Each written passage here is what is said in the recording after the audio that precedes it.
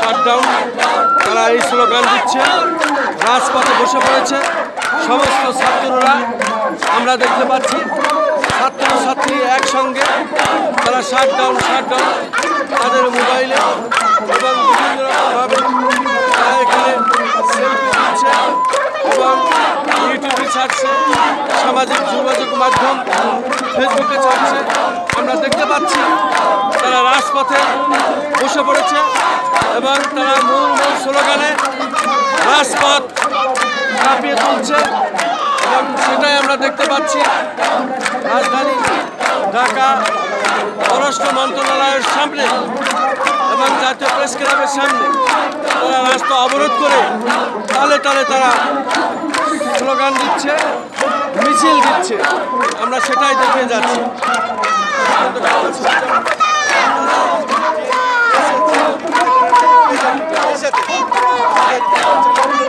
ধারাবাহিকভাবে কাজগুলো করে যাচ্ছে, আমরা দেখতে পাচ্ছি।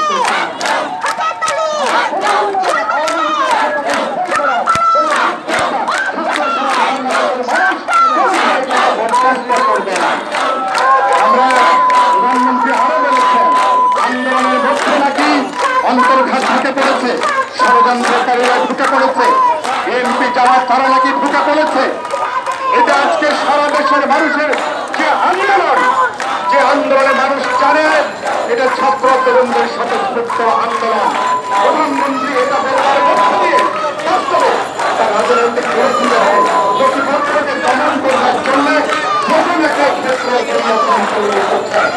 আমরা সরকারকে হুঁশিয়ার করতে চাই বিরোধীদের দমন করার জন্য, কিন্তু অন্তর্ঘাতের মূল্যে আপনারা বাস করিয়ে দিচ্ছেন, নানাভাবে সন্ত্রাসী কাজ করছেন, ভয় ভাগাচ্ছেন। এর সাথে বাস্তবে ছাত্র তরুণদের শান্তিপূর্ণ যে আন্দোলন তার কোনো সম্পর্ক নাই। ছাত্ররা বলেছে তারা কোনো নাশকতার পক্ষে নাই, যে নাশকতার বিরুদ্ধে অবস্থান নিয়েছে গতকালকে সরকার ফিরে যাচ্ছে। এই সমস্ত ছাত্র আন্দোলন তারা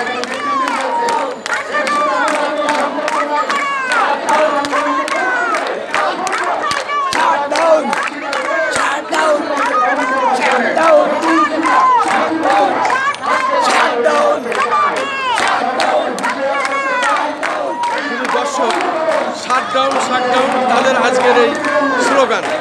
আমরা দেখতে পাচ্ছি জাতীয় প্রেস ক্লাবের সামনে, পররাষ্ট্র মন্ত্রণালয়ের সামনে, হাইকোর্টের সামনে ওরা রাস্তা অবরোধ করে তারা তাদের দাবি তুলে ধরেছে।